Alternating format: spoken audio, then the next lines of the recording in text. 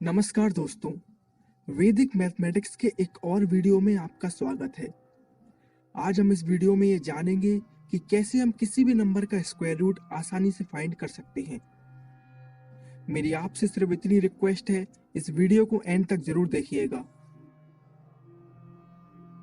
Square root निकालने की इस ट्रिक को समझने से पहले आपको एक बात समझनी होगी। मान लीजिए हमें 576 का स्क्वायर रूट फाइंड करना है, तो मैंने आपसे ये कहा कि इसका आंसर जो भी हो, उस आंसर की लास्ट डिजिट या तो 4 या फिर 6 होगी। आप कहेंगे कैसे? तो समझिए इसको। हमें पता है 4 का स्क्वायर 16 होता है और 6 का स्क्वायर 36 होता है। आप देख पा रहे होंगे दोनों के लास्ट में 6 आया है और हमारे क्वेश्चन की भी लास्ट डिजिट 6 ही है। और इसके अलावा अगर आप किसी भी नंबर का स्क्वायर करते हैं तो लास्ट में 6 नहीं आएगा। सिर्फ इन दोनों नंबर्स का स्क्वायर करने पर ही लास्ट में 6 आता है, इसीलिए मैंने ऐसा बोला।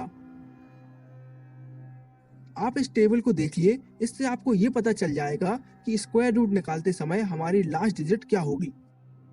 फॉर एग्जाम्पल, अगर हमें 144 का स्क्वायर रूट निकालना है तो हमारे आंसर की यूनिट डिजिट या तो 2 होगी या फिर 8, राइट?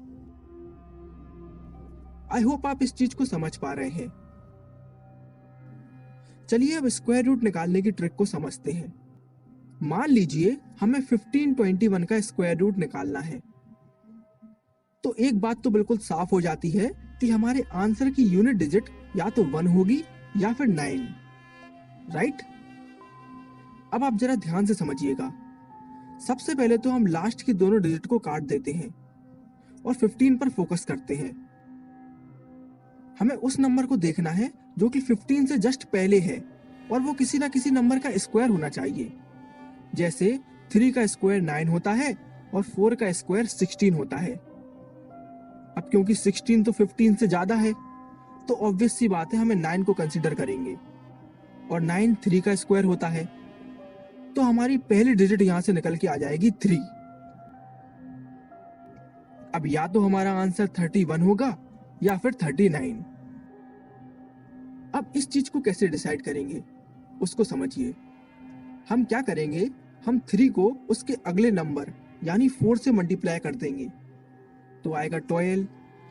अब क्योंकि 12 15 से छोटा है, इसीलिए हम बड़ी डिजिट को कंसीडर करेंगे यानी 9 को। अगर हमारा आंसर 15 से बड़ा आता तो हम छोटी डिजिट को कंसीडर करते यानी 1 को। तो इस केस में हमारा फाइनल आंसर बनेगा 39। हम और कुछ एग्जाम्पल से इसको समझते हैं। मान लीजिए हमें 729 का स्क्वायर रूट फाइंड करना है। अब क्योंकि इसके लास्ट में 9 है, तो हमारे आंसर की यूनिट डिजिट या तो 3 आएगी या फिर 7, राइट? अब अगला स्टेप ये है कि हमें लास्ट के दोनों नंबर को कट कर देना है और 7 पर फोकस करना है। 7 जो है वो 2 के स्क्वायर यानी 4 और 3 के स्क्वायर यानी 9 के बीच में आता है।